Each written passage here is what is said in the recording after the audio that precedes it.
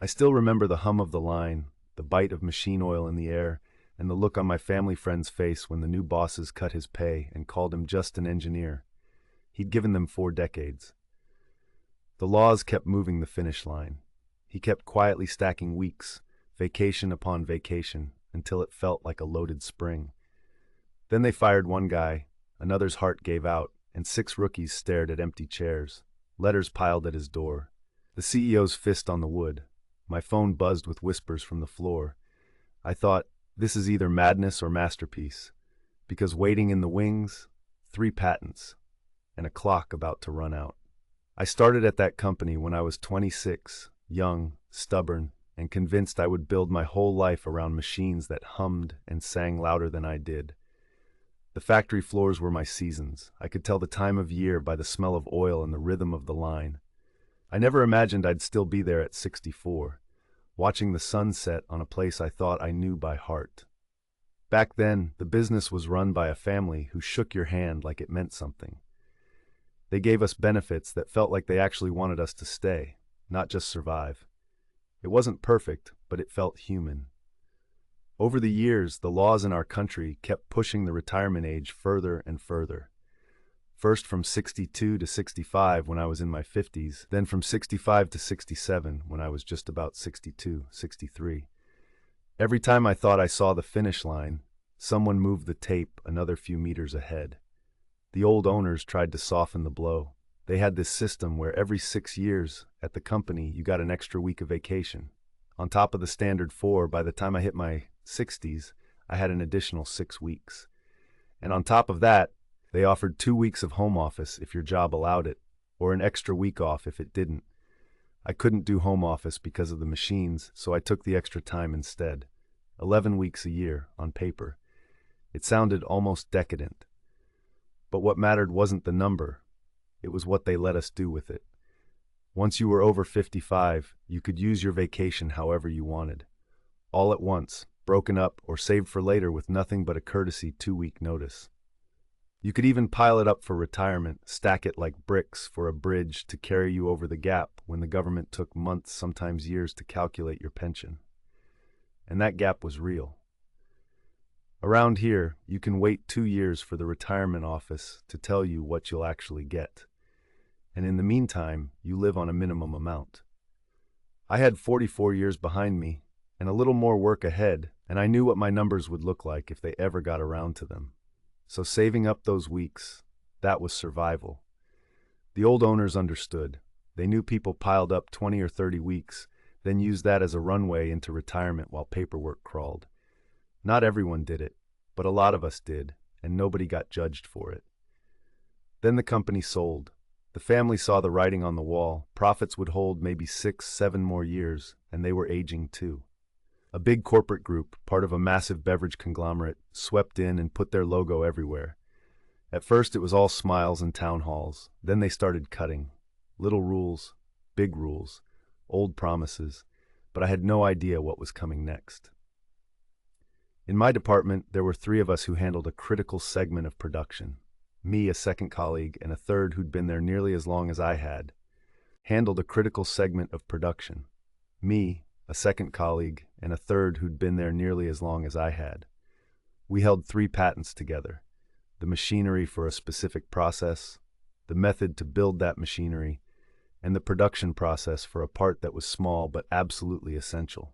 Years ago, the old owner had let us file those patents in our names when we invented a process that was 30% cheaper and 75% faster. It changed the factory's economics overnight. It was the proudest work of my life.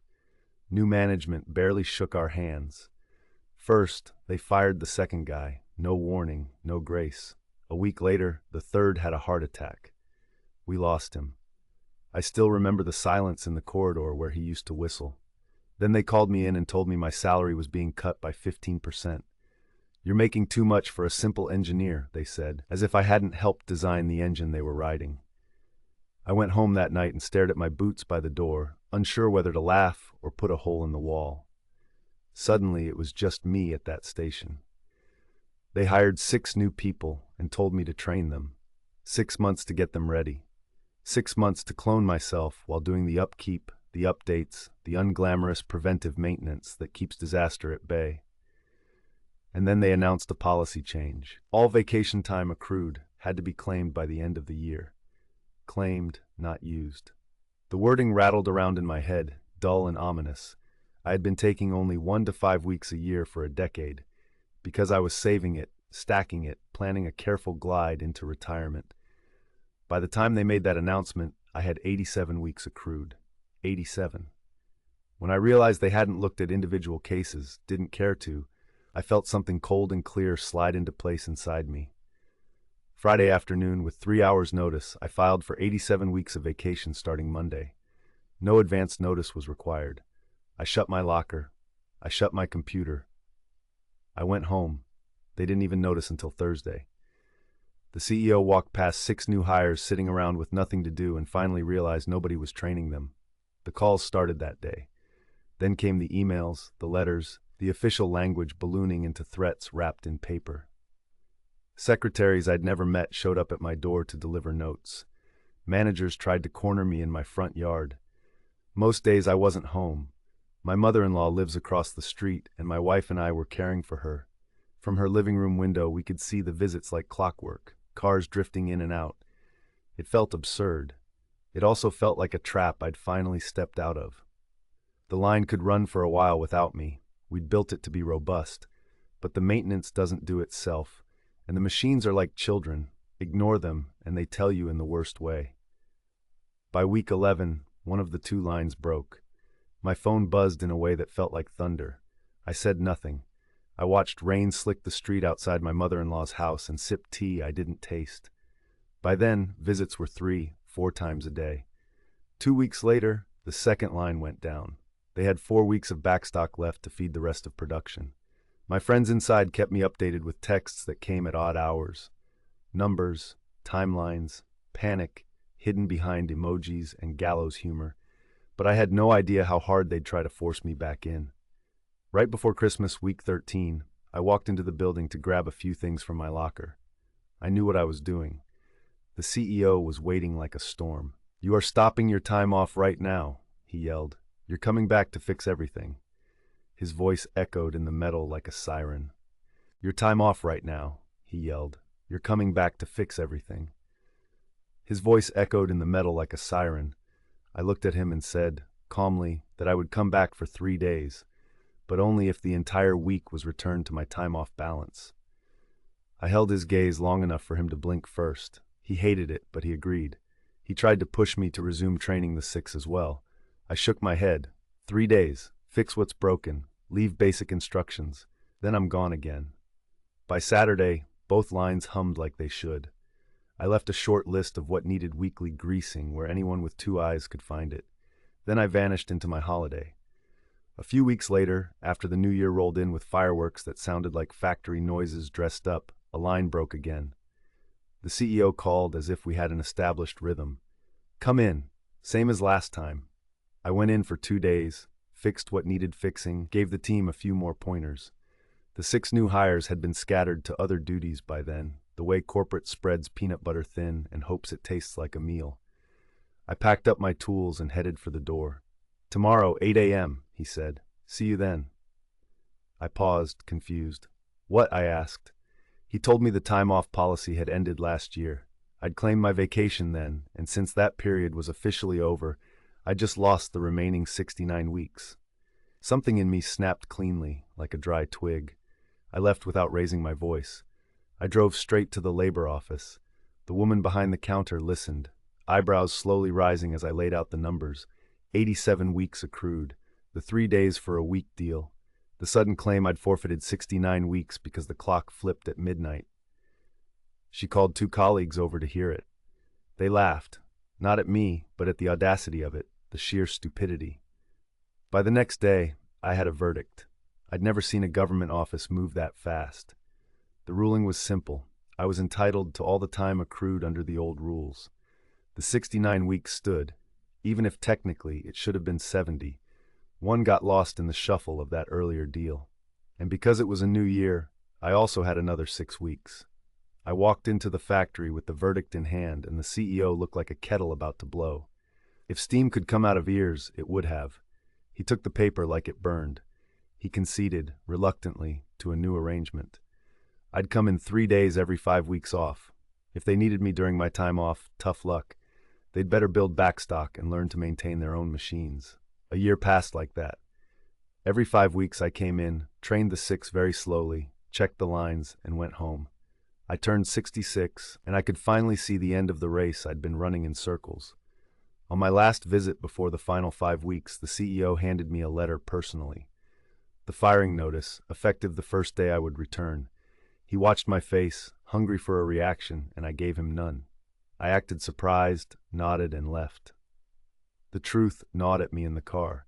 If I retired even half a year early, the penalty would chew into my pension far worse than that small period should. I had about 10 months left to go. They knew exactly what they were doing. Those 5 weeks ticked by like molasses through a straw. When they ended, I went in to collect my things. I'd been clearing out slowly for months, so all that remained was a coffee cup that had once been white. I handed in my badge and signed for a payout so big they had to use a second page. Firing without cause costs money. He had no idea what it would cost next. The very next day, my lawyer sent a cease and desist to the company. Ost's money. He had no idea what it would cost next. The very next day, my lawyer sent a cease and desist to the company. Effective immediately, they were to stop using our 3 patents, the machinery, the method to build it, and the production process for that critical part. Before I did, I called the 2 people who mattered, the colleague they'd fired, the widow of the friend we'd lost. We'd talked about it before, quietly. We were aligned. I'd been helping his widow behind the scenes, and I didn't want credit for that. I just wanted her okay. She gave it with a calm that made me swallow hard. The company had no legal right to keep using our work. Overnight, they had to shut down those machines and stop using the method we invented. The competitors had all built and patented their own versions by then, and switching wasn't simple. If they went back to the old way, costs would jump by about 40%, and the time needed would double. They'd need twice the lines to make the same output. Backstock was already thin. 3 weeks passed while they tried to license a competitor's method. No one bit. Their leverage evaporated by the hour. When my phone finally rang, it hummed with panic. We struck a deal.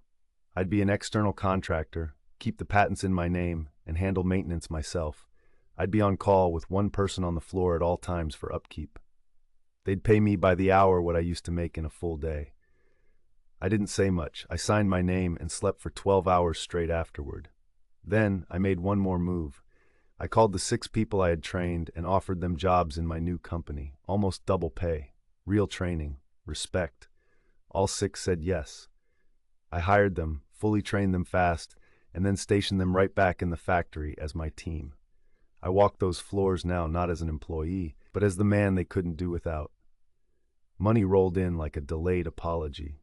The new CEO, the one who'd cut my pay, fired my colleague, and tried to trap me, didn't last long. He was fired right before the last of the backstock ran out. The deal to bring me in as a contractor had been signed mere hours before production would have halted. People whispered about that in the hallways. I pretended not to hear. Months later, at the funeral of the old owner, I stood among faces I'd known for decades. The air smelled like lilies and clean suits. The widow and his sister stood together, holding hands. We traded stories like old war veterans, quietly, laughing through the tears. Turned out there were at least 3 other people with similar patent deals, because the old owner had treated his team that well. I wasn't the only one with leverage, but I was the only one who spent almost 2 years on paid vacation, visiting the factory every few weeks, fixing things and walking out again. When I said that out loud, everyone burst into laughter that tasted like freedom. Even the old owner's widow and sister laughed, shaking their heads. We weren't rejoicing in anyone's misery. We were honoring a kind of fairness that had almost died in that building. Walking back to my car, I touched the hood like it was a talisman. The factory loomed in my memory. Not just a place, but a long relationship with loyalty, greed, mistakes, and second chances. I'd given that place my years, and in the end, I took back what was mine. I still check the lines sometimes, and still leave notes that say please and thank you. Machines respond to kindness too. But I had no idea, all those years ago at 26, that the loudest thing I'd ever do would be the silence of walking away. Maybe that's the lesson I earned, one late night at a time. Build things that last, and guard the keys that make them run. That's the lesson I earned, one late night at a time. Build things that last, and guard the keys that make them run. When someone tries to rewrite your story, write a better ending. And don't be afraid to let the door close gently behind you. I watched a man they tried to shrink become the one thing they couldn't operate without. The letters, the visits, the stalled lines, it all turned into this quiet lesson for me about patience, boundaries, and how time, saved and documented, can become a kind of currency. What started as a pay cut and a threat ended with him paying salaries, calling the shots, and quietly taking care of the people who built that place with him. He didn't go back to work. Work came back to him.